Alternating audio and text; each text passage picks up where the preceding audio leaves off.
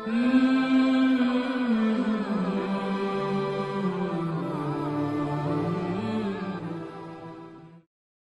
الله الرحمن الرحيم اللهم صل على محمد وآل محمد وعجل فرجهم والعن أعداءهم أجمعين. In the name of Allah, the most gracious and most merciful, may the peace and blessings of Allah the Exalted be upon the Prophet Muhammad and his purified progeny. May the damnation of Allah be upon the enemies. Dear brothers and sisters, Assalamu alaikum wa rahmatullahi wa barakatuh. We continue our discussion on the Arsh, the throne of Allah Azza wa Jal. And in the last episode, of course, we showed some clips of what the Mukhalifin believe about the throne.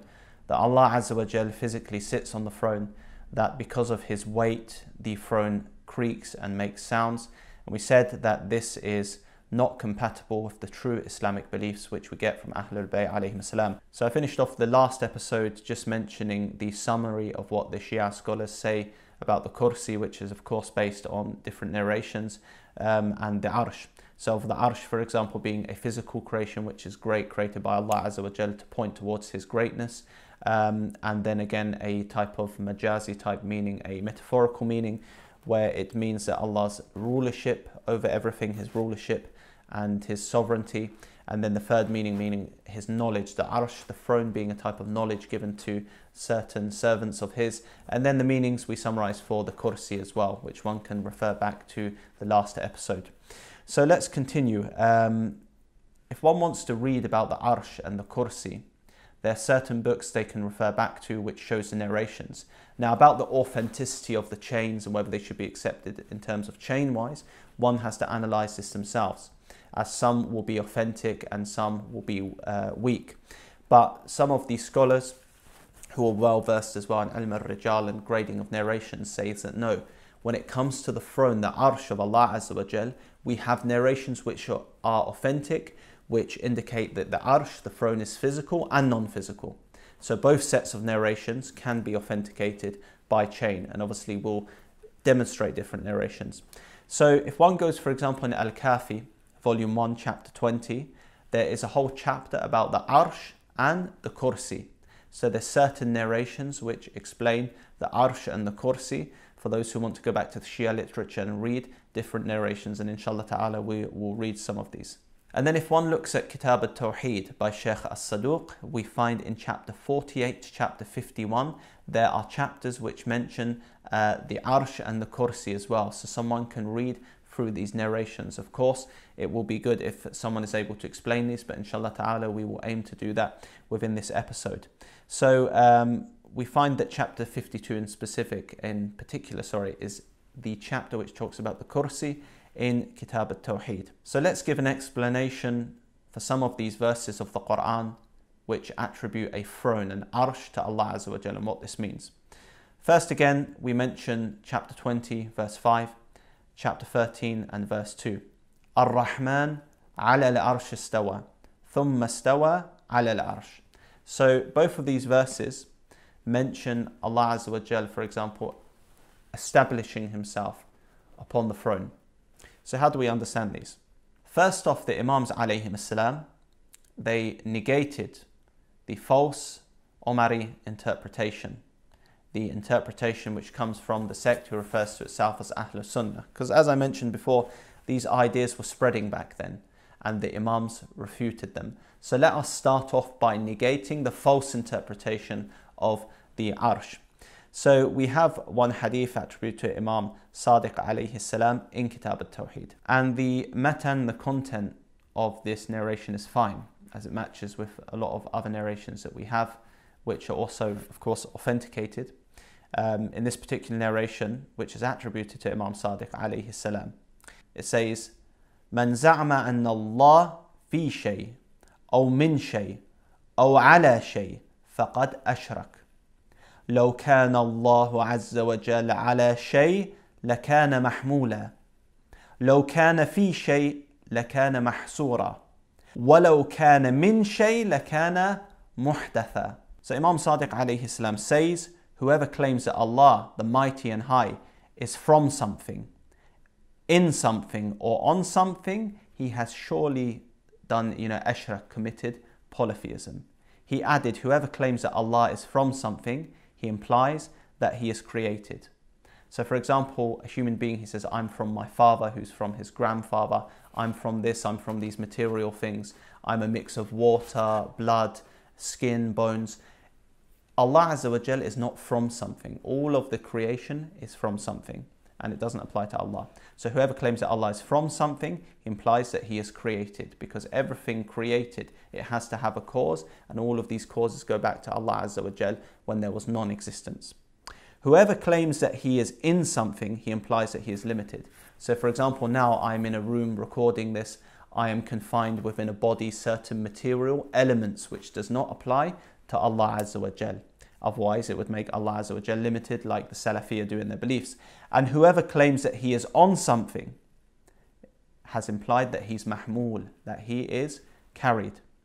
So this narration attributed to Imam Sadiq alayhi salam clearly denies that Allah Azza wa Jal is carried. Whereas the clips that we saw from the mukhalifin indicated that Allah Azza wa Jal is carried by a throne and has to be carried by something physical. Or some of them will say that no, he doesn't have to be carried, but according to their beliefs, Allah Azza wa Jal is carried, which indicates limitation. Because as we mentioned before, if a person tries to sit without something carrying him, it is too difficult for that person, and he is in need of being carried. And this indicates that the thing carrying the person is stronger than the person being carried. So that which carries has more power than the thing being carried. Because let's say there's a very small type of chair and a person who is very overweight sits on that, it will collapse. Okay, in this case, that person is stronger than the thing which was carrying him. But in the usual case, when something is being carried, that thing is weaker than the thing carrying it. So this does not apply to Allah Azza wa Jal. So one of the meanings, Ar-Rahman ala al-Arsh istawa. So that Allah Azza wa Jal established himself over the throne. Some say that istawa means to take rulership and administration over everything. So Allah Azza wa Jal, because some might say, oh, you're saying at one point he wasn't. No, Allah Azza wa Jal was all powerful from the very beginning when nothing existed. But when his creation was created, this showed everyone, the creatures, that Allah Azza wa Jal is all powerful over this creation. So the start of the administration and the recognition of the creation towards this type of administration and dominance and rulership is when they were created. Whereas in reality, we know that Allah Azza wa Jal was always powerful. So some say istawa, it means this meaning. Others may disagree with this. Because as we said, Allah Azza wa Jal was all powerful when nothing existed. But Allah Azza wa Jal, his power is manifested through the creation. When we see the greatness of the creation, then we see the greatness of the creator. When we see the intelligent design and the magnificence of the creation, we see that this must have a creator. So this is something to bear in mind, inshallah ta'ala. So some say that istawa, when it says that Ar-Rahman ala al-Arsh istawa, that the merciful one is established on the throne, it means that he established his authority over everything and his sovereignty. That is one of the meanings. And Sheikh Saduq comments in Kitab al-Tawhid, and then he actually says, no, he established Ar-Rahman ala al-Arsh istawa means that he transferred the Arsh above the heavens and he was in control over it and was its master. So he says this is in regard to Allah Azza wa Jal being all powerful over the Arsh. And for example, when he's creating the Arsh, which is this great type of creation which we do not know the reality of. So istawa, Ar-Rahman ala al-Arsh istawa, has two meanings. One of them being that he is all powerful over the creation and his kingdom, and he has all power over it. And the second meaning that no, he was all powerful over this particular throne that he created and ascended it to the heavens. And then we might have this in particular narrations, at the throne being moved around, perhaps it was increased in size, and not a literal throne that we're thinking of in our heads, but this unknown type of creation to us. It was moved to certain places, increased or decreased in size. This is possible according to other narrations. And of course, in the Arabic language, again, for example, when we discuss Shin of Allah Azza wa Jalla, we spoke in a language perspective.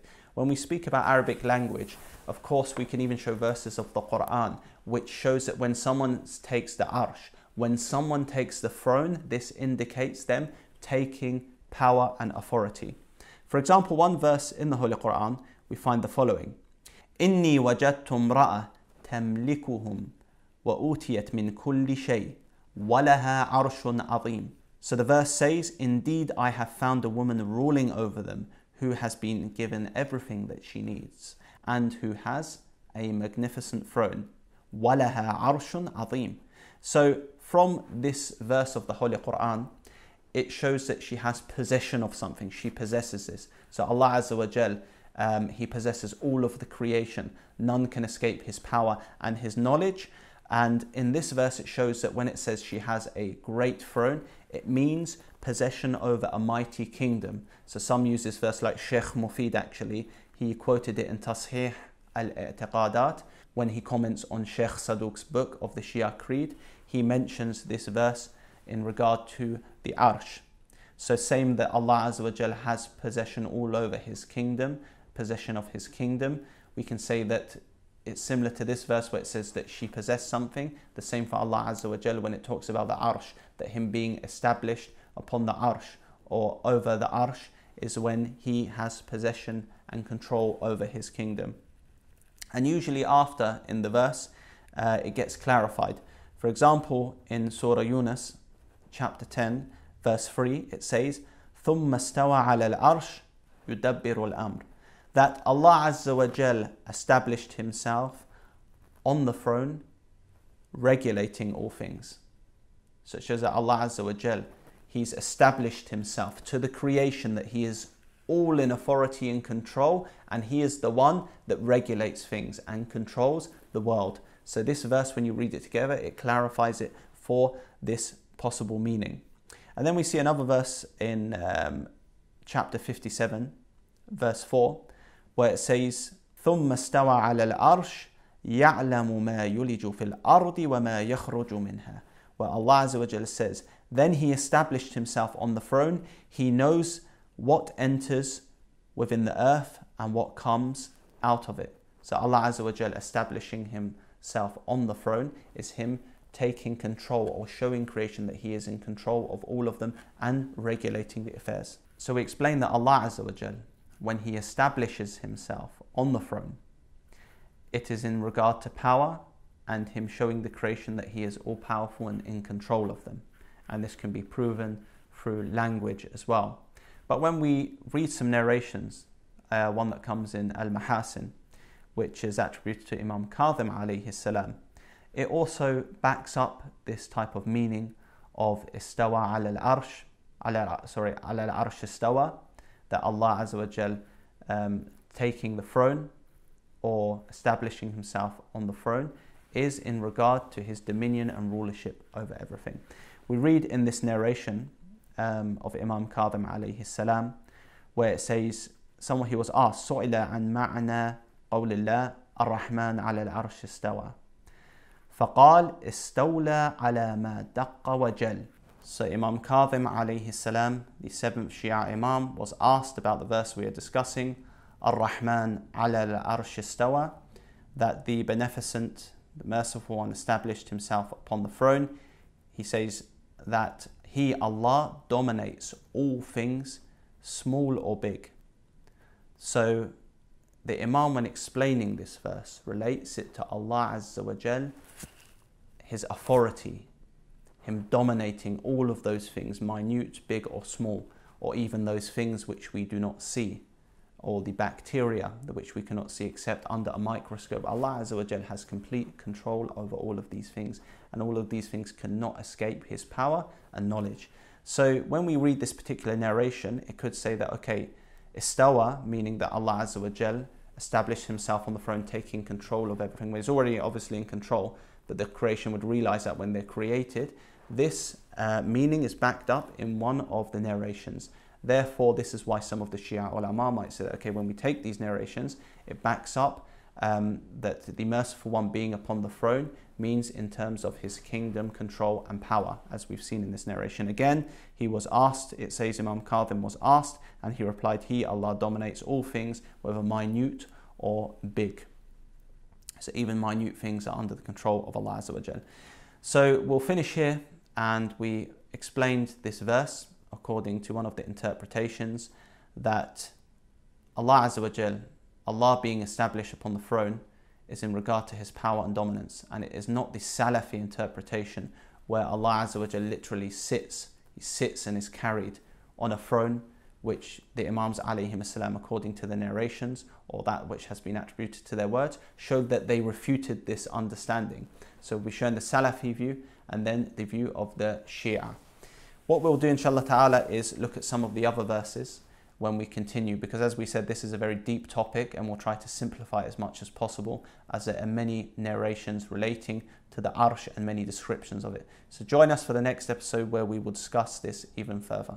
Allahumma salli ala Muhammad wa ali Muhammad wa ajil farajahum wa la'an a'da'ahum.